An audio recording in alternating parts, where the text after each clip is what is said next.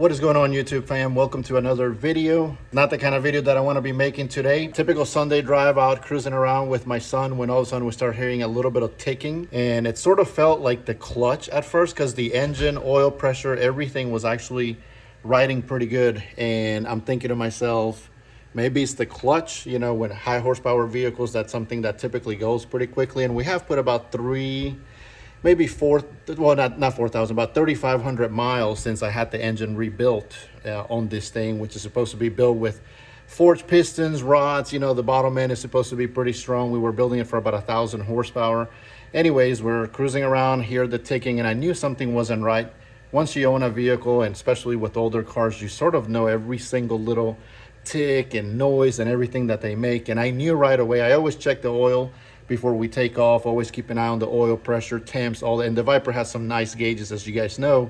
And as we're cruising around, I could hear something wasn't quite right. So I'm thinking about pulling over already, but I'm thinking it's the clutch because the car's running perfectly fine. Oil pressure's fine, temperature's fine. And I'm thinking, I wonder what it is. So we actually pulled into a parking lot. I'm kind of getting out of the car, listening to stuff while it's still idling because the engine's still idling okay. And then I start hearing knocking, and it's getting louder and louder and louder.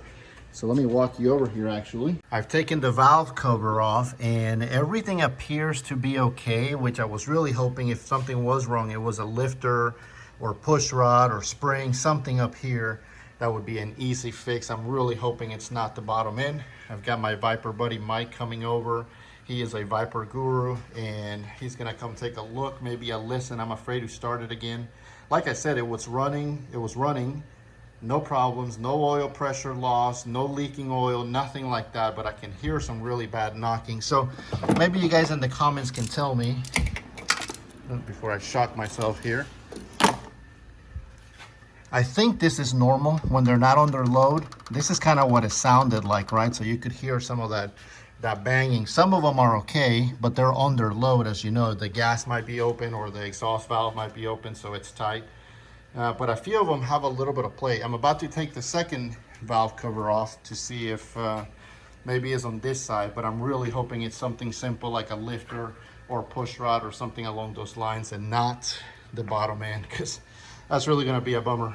So that's it. We'll see. I'm going to take the second valve cover off and look under there and wait for my buddy Mike to get here, and we'll take a look to see what's going on. But yeah, not the Sunday I wanted to have. However, there's worse things going on in the world, so I'm not worried about it. I'm not complaining.